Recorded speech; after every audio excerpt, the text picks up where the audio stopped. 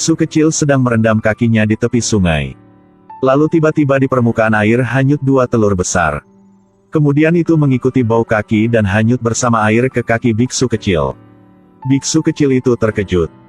Telur apa yang begitu besar? Apakah kalian semua tidak memiliki orang tua seperti Kingun? Dia melihat sekeliling dari semua sisi. Tidak mendeteksi satu orang sama sekali. Jadi dia membawa 2 telur besar ini ke pagoda. Di sini Ibu Suri dan selirnya sedang dalam perjalanan ke istana. Tanpa diduga, tiba-tiba sekawanan gagak hitam bergegas turun dari langit. Mereka menyerang seluruh pasukan pengawal-pengawal. Gagak dengan cepat bergegas ke dalam kereta kuda. Saat Ibu Suri dan selirnya dalam bahaya, tiba-tiba 2 telur di tangan Kingun bersinar. Ini melepaskan gelombang energi super. Burung gagak langsung dihancurkan dalam sekejap mata. Kingun sangat ketakutan sehingga matanya melebar dan mulutnya menganga. Dia tidak menyangka kedua telur ini memiliki kekuatan yang begitu besar.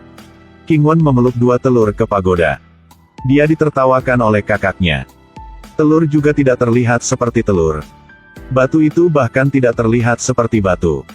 Hanya Anda yang bisa menganggapnya sebagai harta karun dan membawanya kembali. Kingun tidak peduli. Kecintaan pada telur masih tak henti-hentinya. Kalian masih belum punya nama ya? Lalu aku akan menyebut Xiao Wei. Xiao Wei. Malam itu, Kingun memeluk 2 telur di pangkuannya. Dia juga mengatakan bahwa dia pasti akan menemukan orang tua untuk mereka. Hanya orang bodoh yang berbicara dengan batu. Hari itu, Kingun kembali ke pagoda setelah bekerja. Tetapi menemukan bahwa 2 telur telah menghilang. Dia bergegas untuk bertanya kepada kakaknya. 2 telur yang saya taruh di sana, di mana mereka sekarang? Sungguh itu 2 batu robek. Jadi ketika saya membersihkan, saya telah menyuruh untuk membuangnya. Sudah membuangnya? Dia segera berlari mencari. 2 hari kemudian, dia akhirnya menemukan 2 telur di rumput. Menemukan barang yang telah hilang. Kingun langsung senang dan meneteskan air mata. Hari demi hari. 2 telur tidak memiliki celah di cangkangnya. Jadi dia juga ragu kedua telur ini benar-benar telur atau bukan. Jadi dia mengembalikannya ke sungai lagi. Tapi tak terduga, Kingun baru saja berbalik. Xiao Wei langsung pecah dan keluar. 2 telur aneh akhirnya pecah. Tanpa diduga, yang ada di dalamnya adalah 2 burung phoenix yang cantik. Mereka hendak pergi menemukan biksu kecil untuk membalas budi. Ketika mereka menemukan seseorang di jalan, mereka segera berlari ke depan. Tanpa diduga, pria ini memperlakukan mereka seperti anak ayam. Dia melambaikan tangannya dan mengirim mereka menjauh terbang ke sungai. Kali ini keduanya menjadi burung phoenix basah. 2 ekor ayam. Di sini, biksu kecil itu karena menyelamatkan orang. Secara tidak sengaja telah melukai sang putri.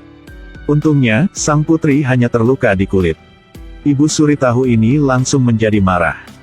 Apakah dia melukai sang putri seperti ini? Langsung pemenggalan tidak perlu kontroversi. Untungnya, Dewa Agung di istana menghentikannya tepat waktu. Dia sama sekali tidak bisa menduga. Biksu kecil itu dan dia memiliki garis keturunan yang sama. Malam itu Kingun harus menderita kelaparan dan kedinginan. Di jendela penjara tiba-tiba muncul 2 burung phoenix. Mereka akhirnya menemukan dermawan mereka. Ibu Suri di sini berguling-guling dan tidak bisa tidur. Tiba-tiba dia mendengar suara ketukan. Dia membalikkan wajahnya. Hanya melihat sebuah tangan berdarah terulur di depannya. Ibu Suri segera bangun. Ternyata itu hanya mimpi buruk. Karena hal ini, dia menganggap Kingun sebagai vampir biksu. Kingun bangun karena terlalu lapar. Dia terkejut menemukan bahwa dia ditutupi dengan selimut tebal. Ada juga sekotak makanan di sampingnya. Ketika dia membuka tutupnya, tidak menyangka ada hidangan sarapan segar di dalamnya. Dia langsung makan untuk makan, belum selesai mengunyah, langsung ditelan. Sungguh, sepotong saat lapar sama baiknya dengan 1 paket saat kenyang. Pada saat ini, Ibu Suri menemukan bahwa ada jejak kaki ayam di tempat tidur. Siapa yang membiarkan ayam masuk ke sini? Dayang buru-buru berlari untuk menyelidiki. Kembali ke Ibu Suri, dia mengatakan tidak ada yang hilang. Hanya kehilangan sekotak kue sarapan dan selimut. Keesokan harinya, sang ratu mengetahui bahwa barang-barang yang hilang semuanya ada di penjara. Jadi dia pribadi pergi ke penjara. Tetapi ketika dia melihat biksu kecil itu tidur nyenyak, sejenak terpana oleh penampilannya yang tampan. Tidak bisa menahan dirinya dan tersenyum lembut. Kingwon bangun, dia dengan cepat membungkuk kepada Ibu Suri.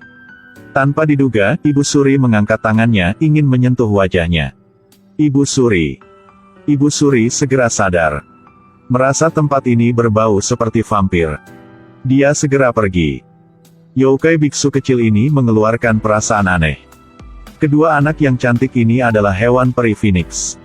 Mereka demi berterima kasih kepada biksu kecil Kingwon, jadi lari ke istana. Akhirnya menemukan penyelamat hidup mereka di penjara. Tapi tak disangka, tiba-tiba terjadi kebakaran di penjara. Sekelompok orang berpakaian hitam dengan cepat mengambil kesempatan ini untuk merampok penjara. Baru saja selesai masuk ke dalam, mereka menjatuhkan Kingwon. Mereka menutupinya dengan karung dan segera mundur. Tampaknya identitas asli Kingwon juga tidak biasa. Di atas kapal mewah, kelompok kerajaan dan orang-orang berbaju hitam pecah menjadi perang. Dalam proses berjuang, Kingwon tidak hati-hati dan jatuh ke laut.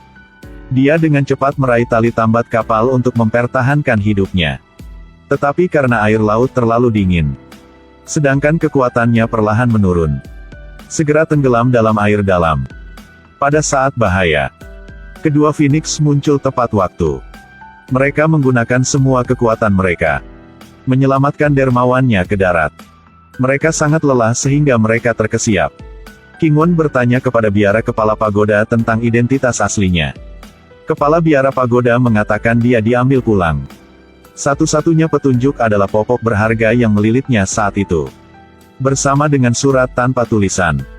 Sejak itu, Kingwon telah memulai perjalanan untuk menemukan orang kerabatnya. Biksu kecil itu mencukur kepalanya, tetapi sekarang dia telah kembali ke dunia biasa. Dia akhirnya mengetahui bahwa dia adalah putra Ibu Suri. Saya biksu kecil ini adalah putra Ibu Suri. Demi menyelamatkan orang, mereka terkunci di dalam makam tanpa jalan keluar.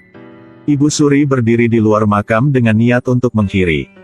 Ketika dia sangat bangga puas, tiba-tiba sang putri membawa surat mendiang kaisar datang. Buktikan bahwa Kingwon adalah putra Ibu Suri. Ibu Suri segera panik. Dia ingat perasaan akrab ketika dia pertama kali bertemu Kingwon. Semua punya jawaban. Dia untuk sementara menjadi lemas di anggota tubuhnya. Ini adalah tulisan mendiang kaisar. Kingwon adalah pangeran saya. Dia adalah penerus sejati dalam kita. Cepatlah untuk menggalinya untuk saya. Cepat gali Huangling keluar untuk saya.